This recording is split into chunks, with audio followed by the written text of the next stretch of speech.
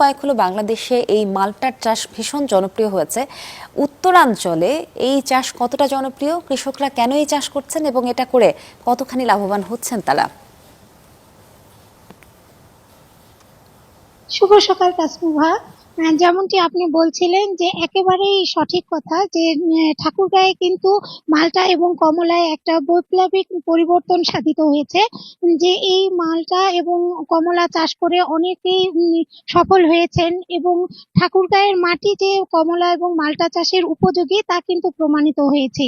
আমি যদি আপনাদেরকে একটু দেখাই তাসনুভা, যে প্রতিটি গাছে কিন্তু পর্যাপ্ত পরিমাণ ফল এসেছে এবং তাদের রং গন্ধ এই বাগানটি না ঘুরে দেখলে আসলে বিশ্বাস করানো যাবে না যে কতটা মনোরম, কতটা সুন্দর এই পরিবেশ।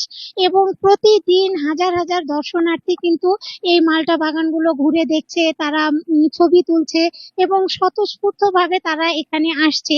একটা বিনোদন কেন্দ্র যেমন হচ্ছে, ব্যবসায়িক একটা লাভবান হচ্ছে। এবং প্রতিটি গাছে কিন্তু অসংখ্য ফল ধরেছে।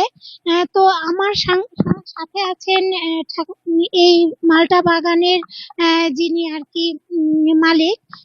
তিনি, তার সঙ্গে আমি একটু কথা বলতে চাই। জয়নাল আবেদিন, আপনি কত বিঘা জমিতে এই মালটা আর কমলা আবাদ করেন? জি, টাঙ্গন ব্যারেজ কমলা ও মালটা বাগান ঠাকুরগাঁয়ে আমার এখানে 1 বিঘা জমি আমি দিয়ে শুরু করি।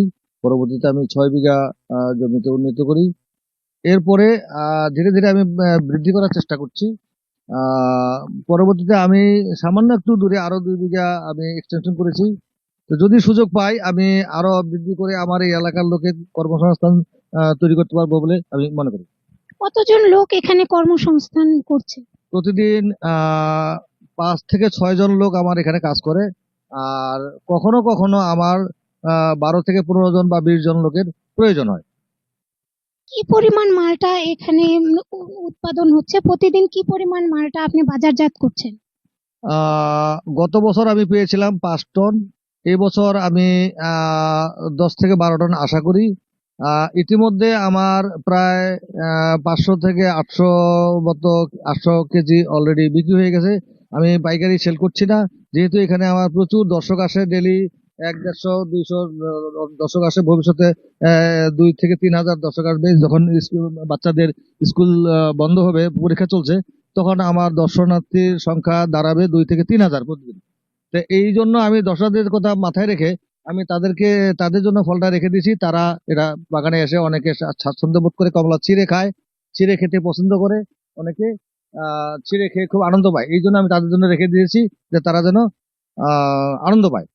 তাসনুভা, যেমনটি শুনছিলেন যে এখানে কিন্তু প্রতিদিন অনেক দর্শনার্থীরা আসে এবং তাদের চিড়ে খাওয়ারও অনুমতি আছে।